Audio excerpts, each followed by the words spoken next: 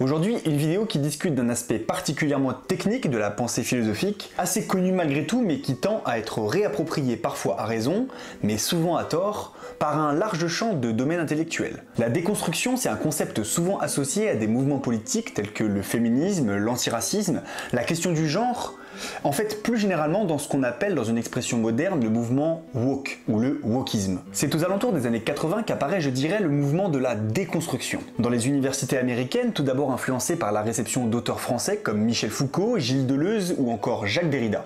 C'est surtout ce dernier qui a théorisé le concept de déconstruction, mais les deux auteurs que je viens de citer avec lui sont souvent associés puisque leurs pensées respectives se rapprochent malgré tout de celles de Derrida, mais aussi parce que ce mouvement américain a répertorié ces trois auteurs comme les figures de ce que l'on appelle la French Theory, qui mobilise le courant du post-structuralisme que je vais tenter d'expliquer, mais je dois préciser que nous nous devons de nous accrocher car tout ça semble a priori très abstrait. Le post-structuralisme se forme sur l'opposition au structuralisme, c'est-à-dire en sciences humaines ce courant qui veut dire que le monde, la réalité sociale, répond à un ensemble formel de relations, de connexions. En gros, il existerait des systèmes, les structures sociales, la culture, le langage, qui ne fonctionnent que dans la structure et les liens logiques qui existent entre toutes les parties de ce tout. Oui, je sais, c'est pas facile. En linguistique, par exemple, il est aisé de croire, comme l'affirmait Saussure, que les mots ont un sens seulement lorsqu'ils sont accompagnés par d'autres mots. C'est le système linguistique entier qui répond à des règles qui permettent de maintenir les mots.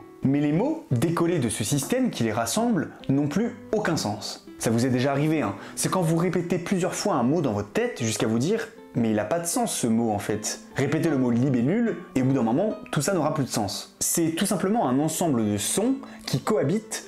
Lorsque je m'arrête trop longuement sur un mot, il perd tout son sens et sa portée, puisque nous l'avons sorti de son système. En somme, pour le structuralisme, il existe des structures fixes, que ce soit pour le langage, la culture, les institutions, etc. Eh bien le post-structuralisme, il vient s'opposer à ça. Pour eux, il n'y a pas une stabilité du sens, ou encore de binarité naturelle des concepts. La déconstruction, dans le concept derridien, est au début une déconstruction textuelle, c'est-à-dire qu'on s'interroge sur ce qu'il se dit vraiment entre les lignes d'un auteur, afin de montrer que le discours de cet auteur n'est en réalité jamais stable. C'est avant tout une philosophie du langage, la déconstruction. On souhaite dire que ce que dit un auteur n'est en réalité pas si fixe que ça, en fonction du contexte ou de l'usage. La signification peut changer et n'est pas figée. Derrida propose par exemple le concept de différence, avec un A à la place du O. Ce terme, il cherche à exprimer l'idée selon laquelle les mots n'ont en fait pas un sens intrinsèque par eux-mêmes, qui ne bougeraient jamais. Mais les mots se comprennent et se définissent par rapport à d'autres mots,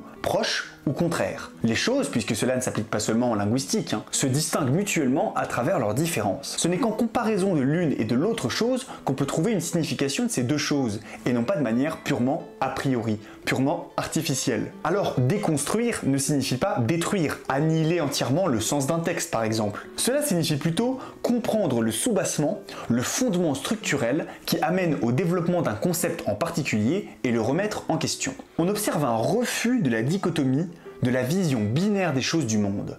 Le bien contre le mal, la vérité contre le mensonge, le vrai contre le faux, le masculin contre le féminin, toutes ces oppositions ne sont pas aussi stables que ça, en réalité selon Derrida. Le déconstructivisme, c'est ce geste de refuser les conceptions qu'on a décrites comme universelles. La nature de l'homme par exemple.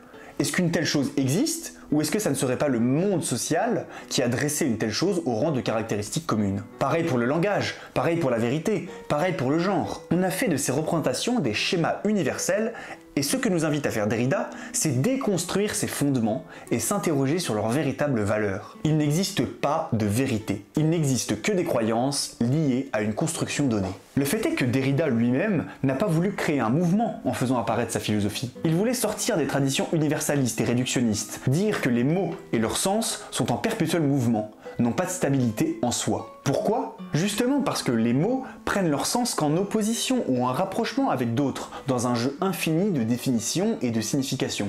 Bon, j'espère avoir rendu cette pensée ne serait-ce qu'un tout petit peu accessible, en espérant n'avoir pas réduit en miettes votre cerveau comme le mien lorsque j'ai clôturé l'écriture de ce script. Retenez que pour les post-constructivistes, il y a une pluralité des significations et un refus de la binarité absolue. La stabilité, particulièrement dans le langage, n'existe pas. D'accord, gardons alors en tête qu'il ne faut pas perdre de vue les contextes qui conditionnent la réception de vos pensées. Et si elles étaient fausses? Enfin, pas fausses car ça n'existe pas selon Derrida, mais plutôt construites. Si tout ce que vous croyez connaître est exclusivement le fruit d'une construction sociale, il est évident qu'il faut questionner nos certitudes les plus profondément ancrées. Mais êtes-vous seulement prêt à déconstruire votre rapport au monde?